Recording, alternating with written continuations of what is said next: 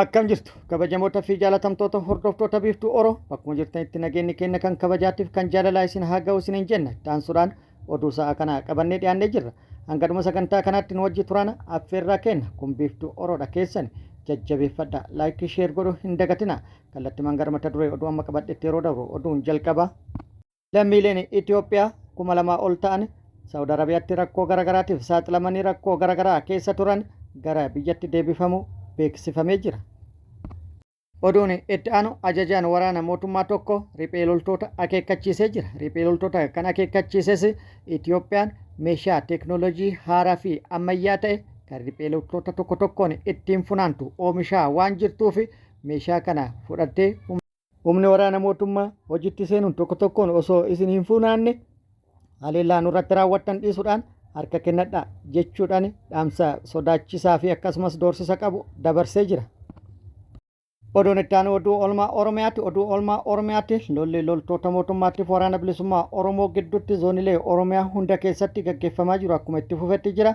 Waraanni bilisummaa Oromoo lola bakkoota garaagaraatti loltoota mootummaa waliin taasisaa jiru kana irratti loltoota mootummaa hedduu hojiin ala taasisuun injifannoo argatu itti fufe jedhee jira. Akkasumas waraanni bilisummaa Oromoo humna haaraas eebbisuu beeksisee jira. Guutuu odeeffannoo kana isiniin kenna. Guutuu oduu kanneeniitii fi kan biroo wajjin isin wajjin kan turu ani Bariisoo Ganamooti. Guutuun oduu akka itti aanu kanatti wal duraa duubaan isiniif dhiyaatu.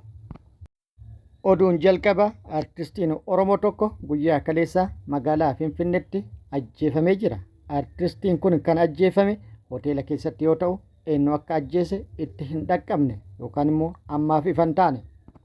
Artistiin yookaan wallisaan ajjeefame kun wallisaa Girmaa Kaasaa kan jedhamu yoo ta'u Shaggar kutaa magaalaa Furii Hiriyyaa Hotel kan jedhamu keessatti ajjeefamee argamuu maddeen odeeffannoo garaagaraa ifoomsanii jiru. Sababni itti ajjeefames hin beekamne. Mootummallee hanga ammaatti waan kanarratti yookaan ajjechaa kanaan wal qabate wanti jedhe hin jiru. Waggaa waggaan artistoota Oromoo magaalaa Finfinneetti ajjeesuun hojii ta'ee jira. Hacaaluu Hundeessaa, Daadhii Galaanii fi ol adeemoo Oromoo hedduu itti dhabaa jirra. Ajjechaan waggaa waggaan artistoota irratti badii tokko malee raawwatu kun maaliif akka ta'e maaliif immoo akka hin dhaabbanne eenyullee waan kana dubbatee furmaata kaa'uu hin dandeenye. Artistoonni kun badii malee ajjeefamaa jiru. Dhugaan isaanillee lafatti hafaa jira. Maaliif garuu eenyullee gaafima kana kaasaa jira.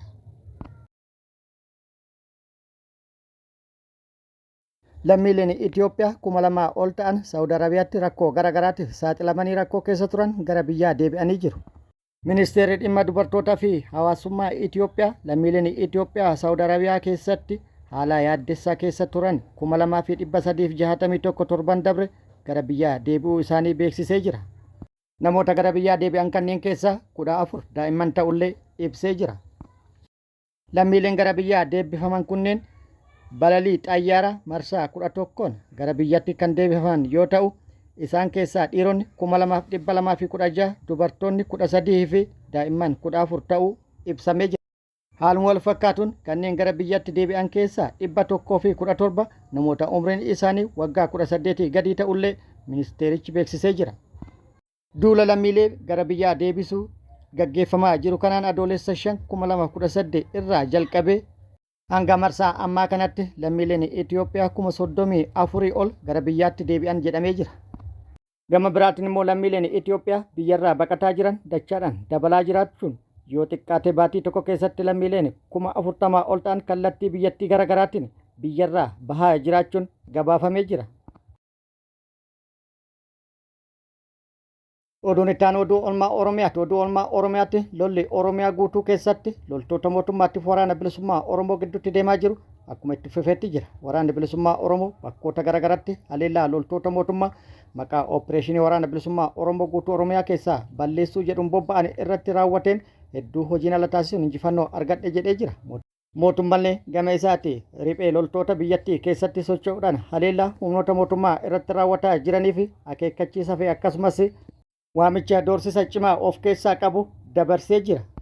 Mootummaan bilxiginnaa kana dura yeroo garaagaraatti hidhattoota naannoo Oromiyaa keessa socho'an akka inni jedhetti riphee loltootaa fi shanee jechuudhaan inni waamu balleessuu fi hooggantoota isaanii adamsee Oromiyaa keessaa qulqulleessuu fi diroonii fi akkasumas meeshaa teeknooloojii isaan ittiin adamsu yeroo garaagaraatti hidhatu himaa kan turee fi diroonota ga'umsa adda addaa qaban kan waaqarra turuu danda'an akkasumas kan namoota isaan barbaadan adamsanii itti dhaqqabsiisuu danda'an gargaaramuun isaan balleessuuf ga'umsa akka qabu himaa ture.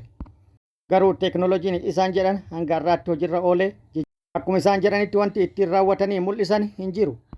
Ammas haaluma wal fakkaatuun Jeneraalli ajajaa waraanaa mootummaa Bilxiginnaa tokko Itoophiyaan teeknooloojii adda ta'ee fi ammayyaa ta'e kan riphee loltoota tokko tokkoon bosona keessaa ittiin guuru oomishaa jiraachuu ibsee jira.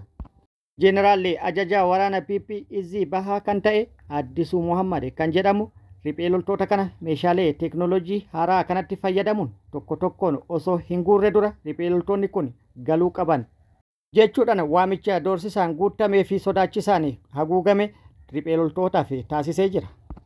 Itti dabaluunis meeshaan teeknooloojii amma Itoophiyaan oomishaa jirtu kan riphee loltoota tokko tokkoon adamsinee ittiin funaannu waan ta'eef riphee loltoonni isa kana beekuudhaan dursanii humni waraana mootummaa meeshaa kanatti fayyadame hojii isaatti osoo hin seenne dursanii gara qe'eetti deebi'uu qaban jechuudhaan akeekkachiisee jira.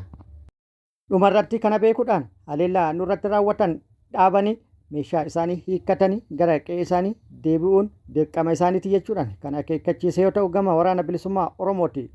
Deebiin kenname yeroo nu ga'uu baatus xiinxalaan siyaasaa tokko akka jedhetti kun tapha ijoolleeti jechuudhaan yaada kan nuu kenne yoo ta'u yaada nuu kenneen ooppireeshinii guyyaa 15-20 ji'a 40 akkasumas kabaatii 2 kabaatii 5 walumaa galatti waggaa 7 guutuu ooppireeshinii gaggeeffamaa ture.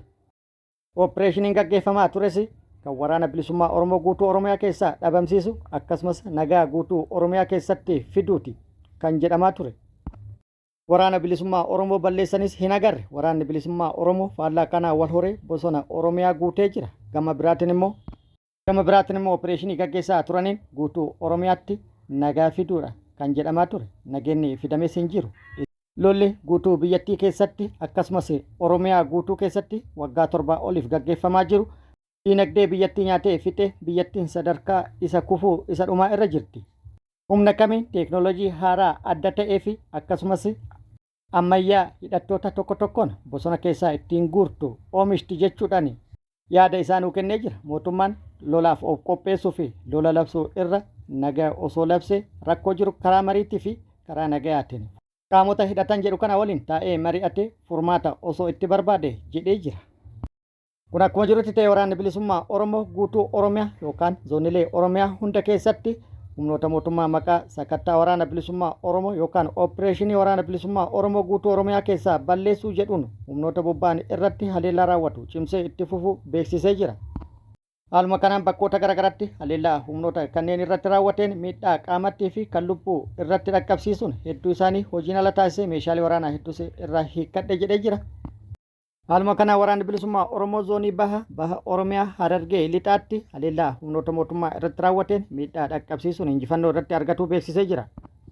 Harargee lixaa aanaa Gumii Bordoddee ganda Dirree Qaalluu bakka addaa Eddukaa jedhamu daandii guddaa Itiyoo Jibuutii irratti haleellaa raawwateen loltoota mootummaa konkolaataa paatrooliin sakattaa waraana bilisummaa Oromoo jechuudhaan halkan socho'aa turte irratti hattee hidhuudhaan haleellaa raawwateen 3 battalumatti addunyaa kanarraa godaansee 4 madeessuun kan hafte immoo bakkicharraa ari'uudhaan meeshaalee waraanallee irraa hiikkatu odeeffannoon gama sirraa nu ga'e ibsee jira.